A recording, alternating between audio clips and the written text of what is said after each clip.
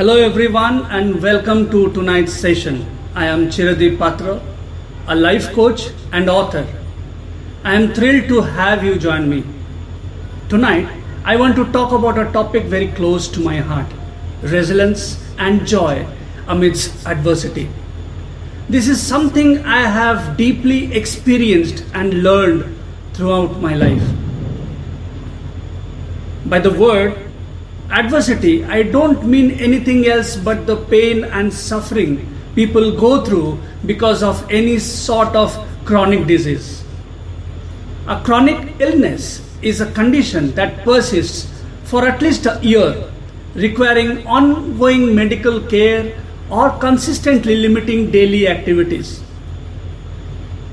Major chronic illnesses include cancer, heart disease, diabetes, lung disease, asthma, HIV/AIDS, stroke, arthritis, multiple sclerosis, epilepsy, Crohn's disease, chronic fatigue syndrome, and kidney diseases.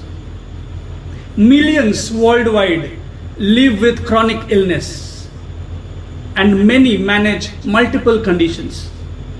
Adapting to these conditions often necessitates lifestyle changes that can be stressful or challenging, such as new diets, exercise regimen, strict medication schedules, and limited social, work, and travel opportunities. These adjustments can lead to stress, anxiety, anger, and even depression. My heart goes out to those who are suffering from chronic diseases or disabilities. It is easy to say, as we all say, suffering builds our characters.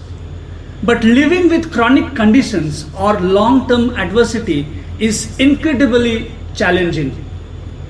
I have close friends and family members who have been dealing with such struggles.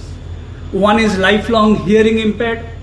Another walked with a limp to school and now cannot lift anything with his hands due to myopathy. And another one has never walked or gotten out of bed since the age of 13. These cases are countless and deeply moving. Talking about such a topic is not easy, and it carries weight because it's not just theoretical. It's a lived reality for many.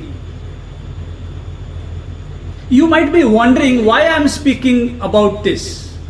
In fact, why I chose this topic to talk about. Well, let me tell you. I was born with a congenital heart defect, which imposed many restrictions on my childhood. I had dietary restrictions, couldn't climb stairs quickly, restricted to run, lift heavy objects, or play outdoor games like other kids.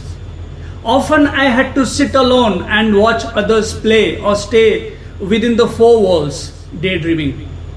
I underwent my first heart surgery at the age of 3 and my second at 25. The physical and mental pain I endured was overwhelming. Initially, I suffered greatly, dwelling in my pain. However, in the later half of my life, I found joy in the little things I could create, write, or do alone. Writing stories and articles and connecting with others played a significant role in my joy amid sickness and pain. Today, at 49, I want to share the knowledge I have gained from my experiences in staying joyful and resilient amidst pain, restrictions, and lack of opportunities. Let's explore how you can do the same. Defining resilience and joy. Resilience is the ability to bounce back from difficult experiences. It's not about avoiding pain, but finding ways to thrive despite it. According to American psychologist Martin Seligman, known for his work on positive psychology, resilience is built through a combination of positive emotions, engagement, relationships, meaning, and accomplishments. Joy, on the other hand, is a state of mind and heart. It's about appreciating the small moments and finding happiness even in the midst of challenges. Psychologist Mihaly is famous. This psychologist is famous for his concept of flow. Describes joy as being deeply engaged in activities that bring fulfillment and satisfaction. Let me talk about the strategies for building resilience, coping up, how to cope up, and managing chronic illness.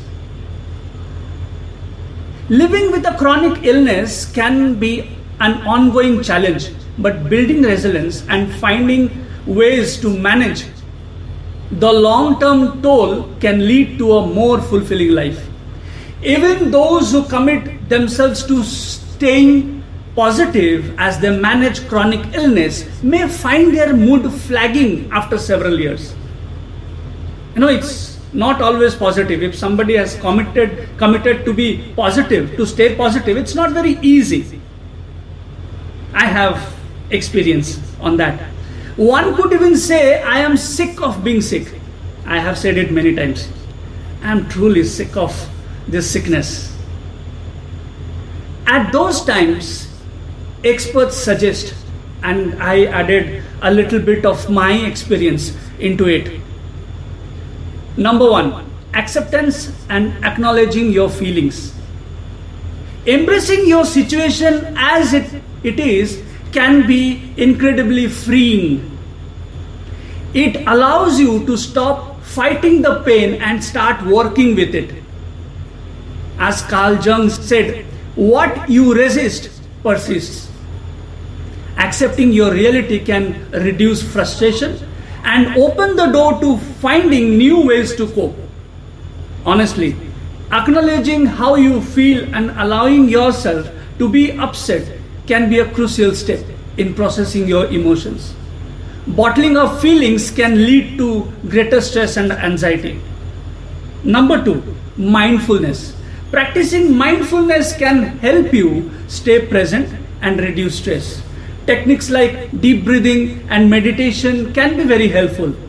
John Kabat-Zinn, a pioneer in mindfulness-based stress reduction, emphasizes that mindfulness means paying attention in a particular way, on purpose, in the present moment, and non-judgmentally. This practice can improve your ability to handle the emotional challenges of chronic illness. Number three, positive thinking. Reframing negative thoughts and focusing on positive outcomes can build mental strength. Keeping a gratitude journal to remind yourself of what's good in your life can be transformative. As Viktor Frankl, Holocaust survivor and psychiatrist, said, when we are no longer able to change our situation, we are challenged to change ourselves. By shifting your perspective, you can find joy and purpose even in difficult times. Challenging yourself to find positive aspects of your life, perhaps with professional help, can enable you to regain a sense of control. This might involve setting small, achievable goals or finding new hobbies and interests that bring joy. Number four, support networks and reaching out. This is a very important aspect. I know because I have a very supportive family. I could survive through all these years. I could survive through difficult times. Building a network of supportive friends, family, or communities is crucial. It's not very easy to build a network when you are suffering. Don't hesitate to reach out and connect with others. It's kind of very difficult. It's not very easy when you are struggling. It's very easy to say that talk to people. Sometimes you may feel like not talking to anyone. But this is the strategy available for us. If we have people, supportive people around us, it helps helps us, those who are going through difficult times. Research by Julian Holt Longstad has shown that social connections can improve mental health and longevity. Having people who understand and support you can make a significant difference in your ability to cope. Connecting with supportive people can provide much needed emotional support and practical advice. Don't hesitate to seek help from friends, family, or professional counselors. Number 5, finding joy in creativity. Yeah, this is my area of expertise. Engage in activities that bring you joy, whether it's writing, painting, or any other form of creative expression. It may be a mobile game as well, trust me. For me, writing stories and articles help me process my feelings and finding joy. It's a powerful way to channel emotions. Start small. Dedicate a few minutes each day to something creative. Don't worry about perfection. Just enjoy the process. As Elizabeth Gilbert, author of Eat, Pray, Love, said, a creative life is an amplified life. It's a bigger life, a happier life, an expanded life, and a hell of a lot more interesting life. I agree with her. If I would not have written stories and poems and articles, then I don't know how I would have coped with such challenging moments that I have seen. Thank God that He gave me this talent of writing from the very beginning. There are common pitfalls faced by people with chronic illness. I have faced too. It is crucial to emphasize the importance of finding a balance between living fully and acknowledging one's limitations. Number 1, it's essential to live as fully as possible without letting the chronic condition dominate every decision or aspect of our life. Number 2, recognize and accept your physical and emotional limits to avoid overexertion and disappointment.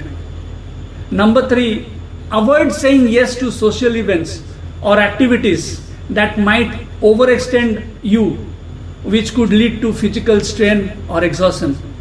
Many times I have faced this. I just accept the invitation, I go to social gatherings, and when I come back, I suffer the most. So it is always good to understand how your body works. Number 4, setting unrealistic standards for household cleanliness can create unnecessary stress and physical exertion. This is one of the examples. Or any sort of activities that involves others which you cannot accomplish yourself. It's better to avoid. It is always be present with what you have, what resources you have, so that the less you depend on others, the more you will be less stressful. Number 5, negative self-talk about your condition or limitations can lead to emotional pain and lower self-esteem. It's important to be compassionate with yourself.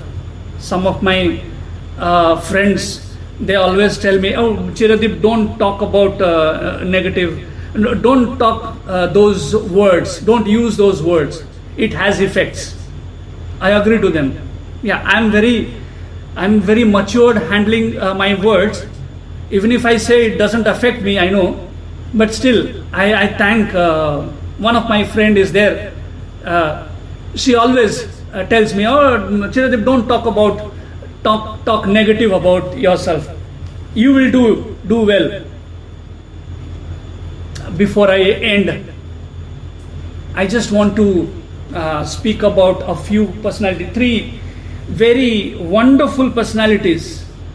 Wonderful, I mean, they are big shots in the world. The world knows them very well. They are real life examples of resilience and joy. Stephen Hawking, he suffered with ALS, that is amyotrophic lateral sclerosis is a nervous system disease that affects nerve cells in the brain and spinal cord. ALS causes loss of muscle control. The disease gets worse over time. Diagnosed with ALS at the age of 21, Stephen Hawking was given only a few years to live. Remember, a few years to live. Defying medical expectations, he lived for more than 5 decades, making groundbreaking contributions to theoretical physics and cosmology. His work on black holes and the nature of the universe garnered international acclaim, and his book, A Brief History of Time, became a bestseller. Hawking's ability to continue his scientific work despite his physical limitations is a testament to his resilience and intellectual determination. He is remembered as one of the most brilliant minds of our time. This second personality is one of my favorite, and maybe she is my favorite, Helen Keller. She suffered with deaf blindness. Helen Keller lost her sight and hearing at 19 months due to an illness. Despite these severe impairments, she went on to become an influential author, political activist, and lecturer. I can't even believe somebody who can't hear, somebody who can't see could reach this far. She was the first deaf-blind person to earn a Bachelor of Arts degree. Keller advocated for people with disabilities and co-founded the American Civil Liberties Union, shortly known as ACLU. Keller's life story demonstrated extraordinary resilience and the ability to find joy and purpose despite significant obstacles. Her autobiography, The Story of My Life, continues to inspire millions around the world. I don't know how many of you heard about Nick. He's famously known as Pastor Nick. He suffered with congenital limb deficiency. He was born with a rare congenital condition known as phocomelia, which resulted in the absence of both arms and legs. If you have seen him, Nick, he can climb stairs without any help. And when he climbs, he looks like a penguin because he doesn't have legs or hands, no limbs he has. But he can easily hop onto the podium. That's wonderful. When I see him, tears come in my eyes. How he does that, and I feel I am in a much better place. I am placed better. I must strive hard. I get encouragement from such people. So this man, despite these significant physical challenges, Nick has become a world-renowned motivational speaker, author, and evangelist. He is a Christian guru. He is the founder of non-profit organization Life Without Limbs, which aims to inspire and support people with disabilities. Nick's story is a profound testament to the power of faith and resilience. His inspirational speeches and books focus on overcoming adversity, finding purpose, and living a fulfilling life despite physical limitations. He has reached out to millions of people worldwide, demonstrating that physical limitations do not define one's potential for a meaningful and impactful life. Wow. Wonderful. I don't know who all are going through such adversities, such difficult. I don't know. I don't think any one of you are going through. Maybe somebody else in your family is going through. I know how it feels. I know how I found that joy. I trust God. I have trust on my abilities. I walked on it. I walked on my hobbies and came this far. And here I am, as you see me.